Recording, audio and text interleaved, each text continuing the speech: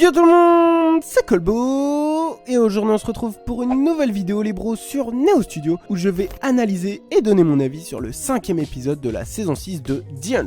D'ailleurs restez bien jusqu'à la fin de la vidéo car je vais analyser plus en détail les scènes avec Clark au niveau des techniques cinématographiques utilisées. Alors tout d'abord on commence comme d'habitude par un résumé de l'épisode 5. Donc Bellamy, Jordan et Murphy ont découvert une pièce secrète à Sanctum et ont découvert que ses habitants ont le pouvoir de vivre éternellement en transférant leurs esprits dans d'autres corps. Joséphine fait maintenant partie du corps de Clark et l'esprit de Clark aurait été détruit. Bellamy s'est rendu compte de la supercherie et a découvert que Clark n'est autre que Joséphine. Murphy a quant à lui appris que Clark était devenu Joséphine et a reçu une proposition de la part de celle-ci. S'il l'aide à cacher qu'elle n'est pas Clark, alors il aura le droit à la vie éternelle. Maintenant donc on va passer à l'analyse. Donc pour commencer on va parler du scénario. Donc j'ai envie de te dire enfin le scénario commence à être intéressant avec le retour de la fille du roi Joséphine. Et oui, comme on l'a vu dans l'analyse de l'épisode 4, l'esprit de Clark a été remplacé par celui de Joséphine. Joséphine est donc maintenant dans le corps de Clark et Clark est pour l'instant morte. Et ça change un peu. Et ça fait du bien car oui, on a enfin un peu de changement dans l'histoire qui commençait d'ailleurs à être un peu répétitive, étant donné que le scénario était copié-collé des premières saisons de la série. Mais l'arrivée de Joséphine dans l'histoire vient créer de nombreux nouveaux enjeux et objectifs obstacles dans The 100.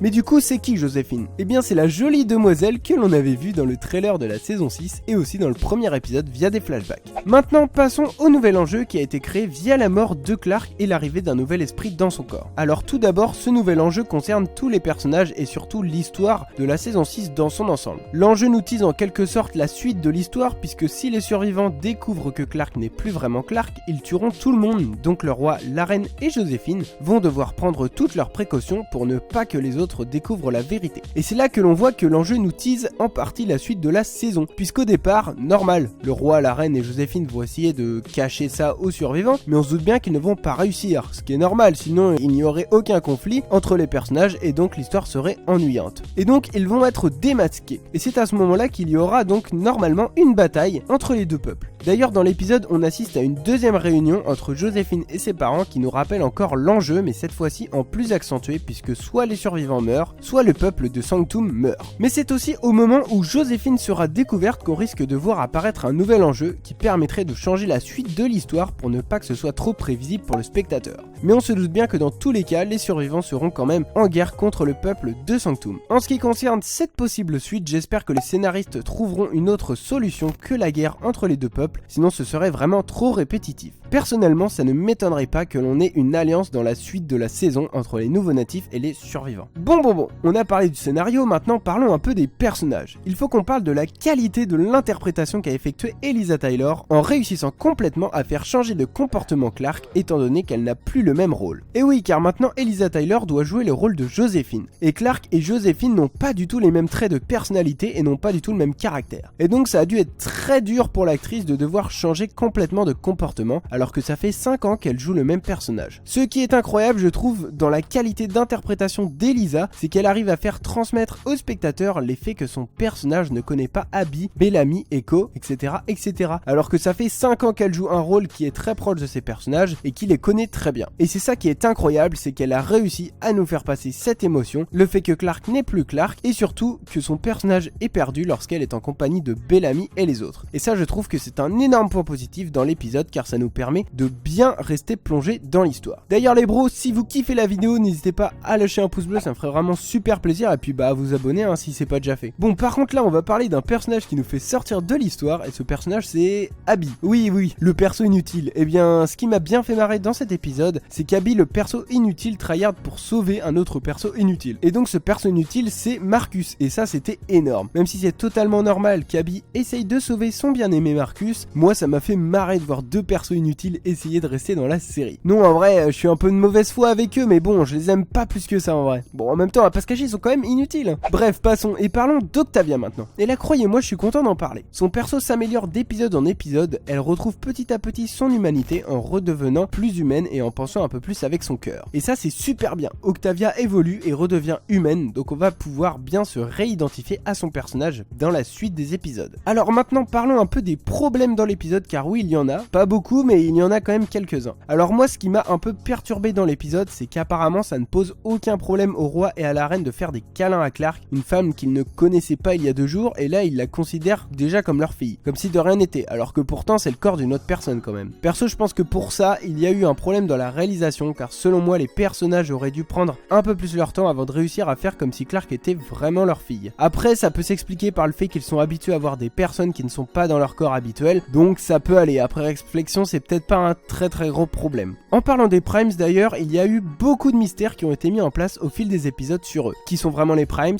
Que sont-ils? Heureusement, cet épisode répond enfin aux questions que l'on se posait sur eux. Les personnes qui deviennent des Primes sont des esprits dans d'autres corps. Ces esprits peuvent être transférés dans différents corps plusieurs fois et donc ils peuvent vivre extrêmement longtemps. D'ailleurs, on pourrait se demander si Lexa va-t-elle être ramenée dans la série dans un autre corps, celui de la guerrière Kaya justement, la fameuse guerrière que l'on n'a d'ailleurs toujours pas vue dans la saison 6. On verra bien, mais en tout cas ça ne m'étonnerait pas que l'on voit Lexa via les visions de Maddie. Maintenant on va parler plus en détail des scènes où Joséphine doit faire croire qu'elle est Clark. Car oui, ces scènes sont particulièrement intéressantes au niveau technique mais aussi artistique. On peut voir que quand Joséphine se trompe dans son comportement ou quand elle se trompe quand elle parle, le réalisateur a choisi d'utiliser différents types de focales pour montrer que Clark se comporte étrangement. Donc ces types de focales avaient déjà été utilisés dans les premiers épisodes pour montrer justement la folie, et là on les réutilise mais d'une autre manière pour montrer justement l'étrangeté de la situation. Et donc à chaque fois qu'elle se trompe, on peut voir qu'au niveau des plans, on retrouve des gros plans sur Clark avec une focale particulière pour donner un effet qui nous renvoie au fait que Clark est étrange et qu'elle ne se comporte pas normalement, qu'elle n'est pas elle-même. Et je trouve que ce choix artistique au niveau de la réalisation de l'épisode est très bien choisi pour montrer que Clark est étrange, et s'associe très bien à la façon de jouer le personnage de Joséphine par Eliza Taylor, un perso qui n'est pas sûr de soi, qui se trompe.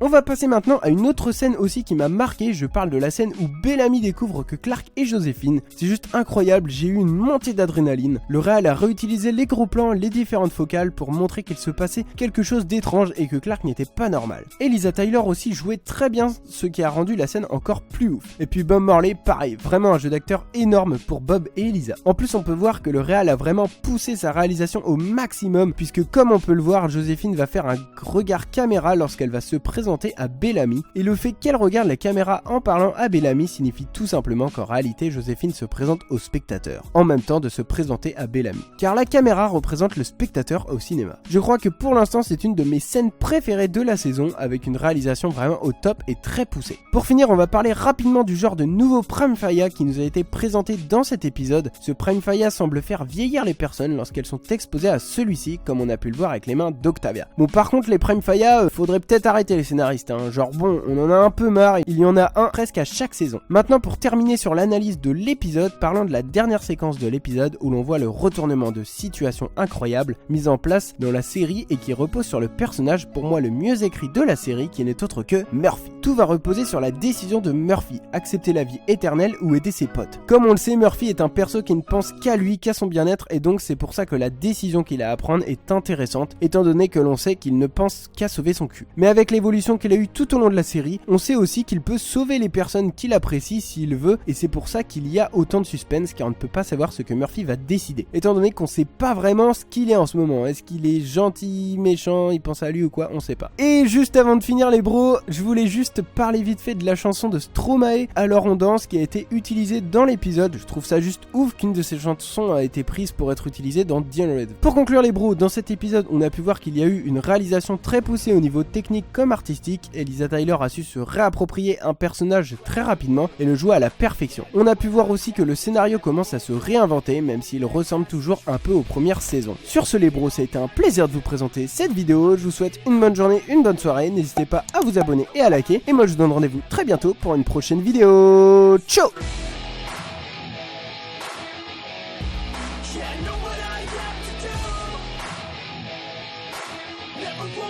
Never go back, that's the truth.